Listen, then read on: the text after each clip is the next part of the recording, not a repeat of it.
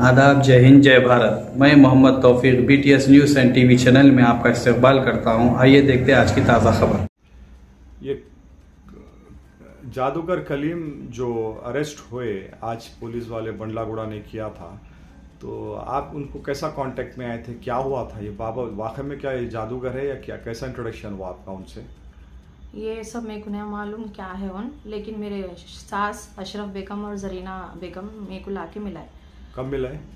घर पर लाके मिलाए 2023 पे ईयर। वजह क्या है मिलाने की? मेरी और मेरे बच्चों की हेल्थ इश्यूज चल रहे थे, बहुत तबीयत ख़राब रह रही थी। क्यों? क्योंकि मेरे शौहर की डेथ हो गई थी, उसके बाद से हम लोग डिप्रेशन में। कब हुई डेथ? 9 जून 2021।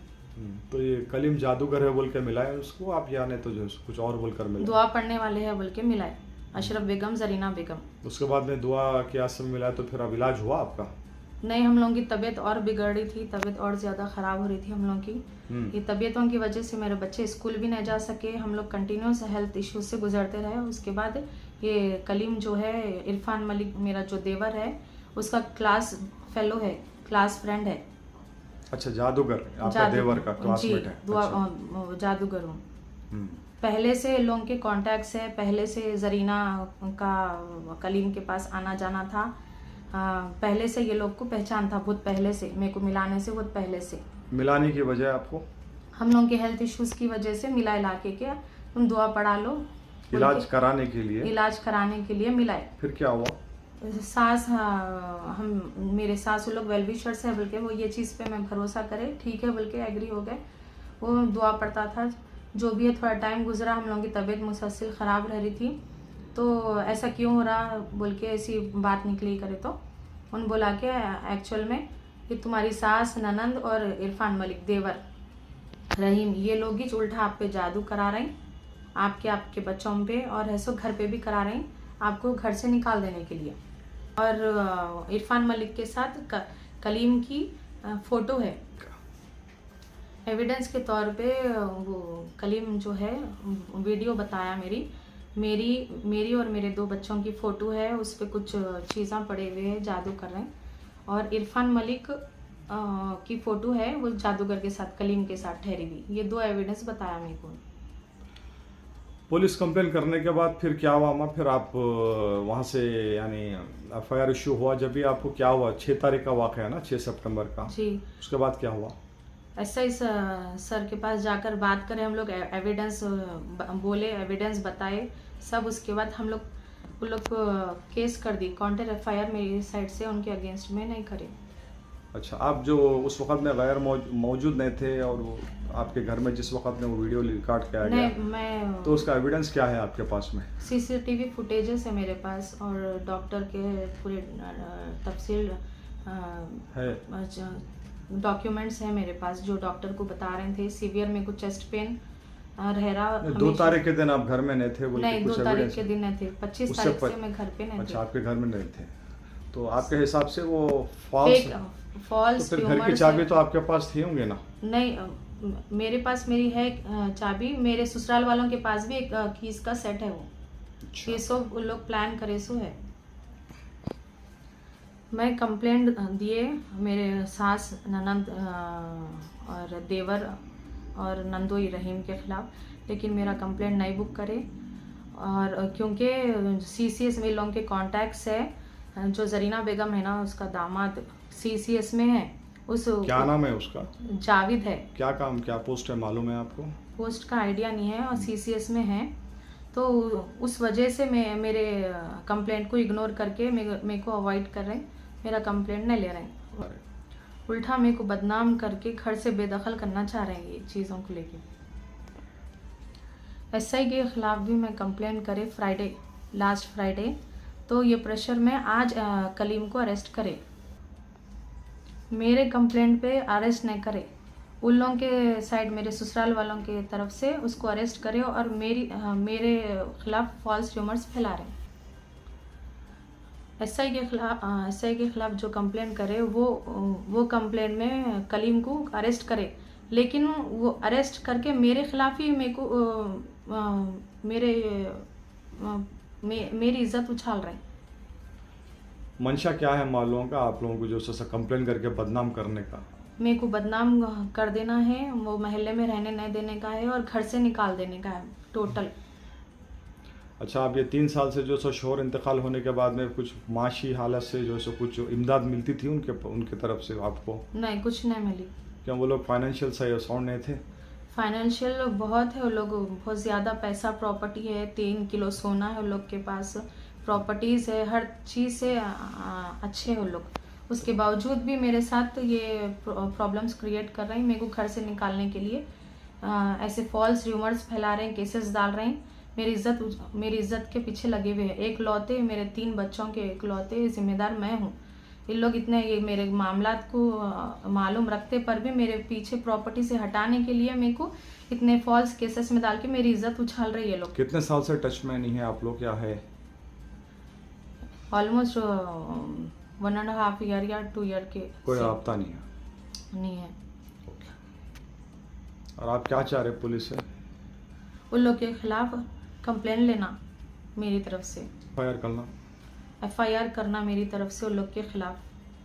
किसके खिलाफ? मेरी सास अशरफ बेगम, जरीना बेगम ननंद, इरफान मलिक देवर और रहीम जो भौनी है, और उसके दामाद जो भी CCS में है, उस दामाद जावेद और उसका भाई, ये सब लोग मिल के मेरे साथ ये फॉल्स र्यूमर्स फैला के मेरी इज्जत उछाल रहे, मेरे को बेहद हरास कर रही है लोग। ओके। नाजरीन, बंडलागुड़ा पुलिस स्टेशन में सास, ननंद, देवर और नंदोई और उसका दामाद, उसका बड़ा भाई जो CCS में काम करता है, एक बेवा खातून के ख़िलाफ़ में झूठा मुकदमा दर्ज किया है बंडलागुड़ा पुलिस स्टेशन में। ये उसमें बताया गया है कि ये बेवा बहू ने एक कलीम जादूगर से मिलकर उन लोगों के ख़िलाफ़ में जो सो काला जादू करवाया है।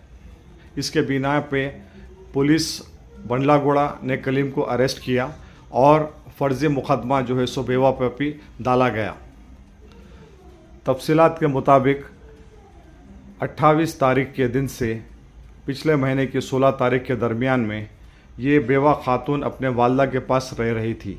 उस असना में 2 तारीख के दिन बंडलागुड़ा पुलिस स्टेशन से कॉल आता है, तो ये बेवा खातून जो है सो बंडलागुड़ा पुलिस स्टेशन जाकर सब इंस्पेक्टर पोचैया से मुलाकात करते हैं। वहाँ पर ये बताया जाता है कि ये इनके देवर इरफान मलिक ने एक कंप्लेन दर्ज की है। ये बताया गया है कि उनके मोबाइल पर एक जो है सो वीडियो आया जिसमें उनके बहन की और उनके वालदा की फ़ोटो है, जिस पर जो है सो जादू किया जा रहा है।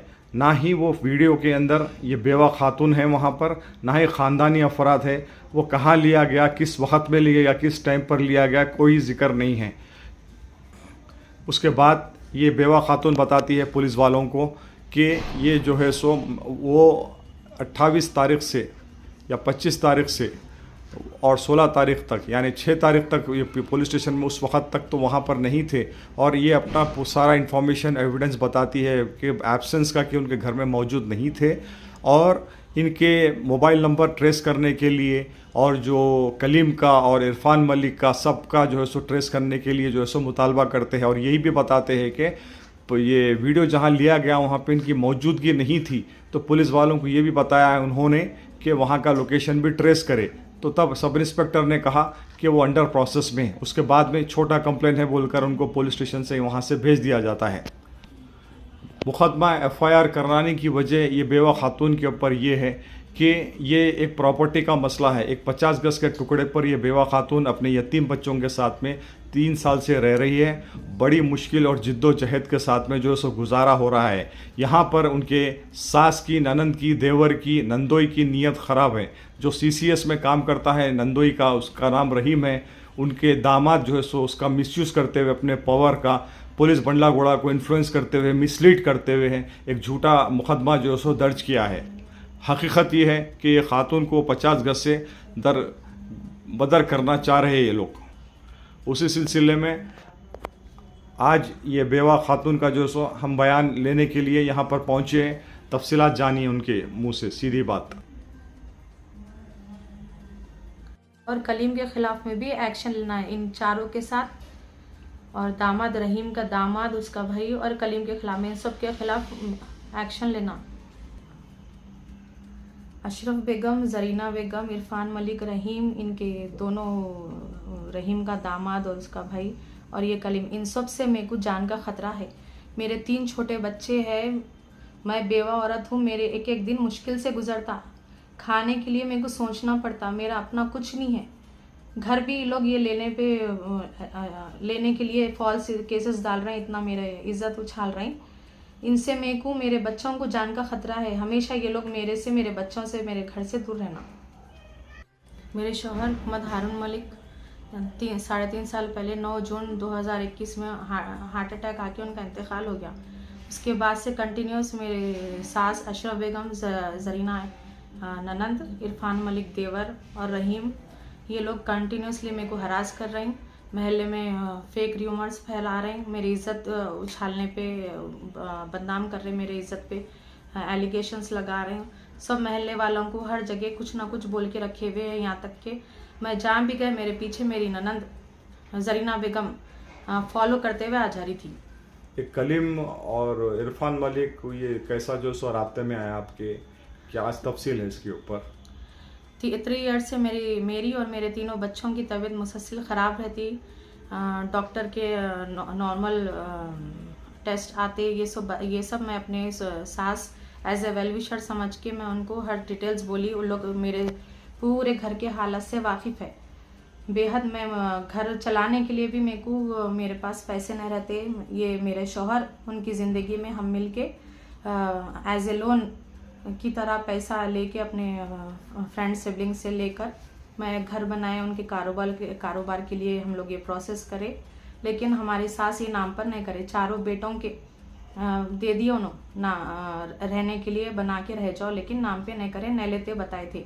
जैसा मेरे शौहर की डेथ हुई उसके बाद से ये न्यू गेम्स खेल रहे उन्हों, अशरफ बेगम, जरीना बेगम, इरफान मलिक, रहीम। मेरे हेल्थ इश्यूज़ का प्रॉब्लम चल रहा था, उसमें उन्होंने एज ए वेल विशर मेरी सास और ननंद आके कलीम को लाकर मिलाए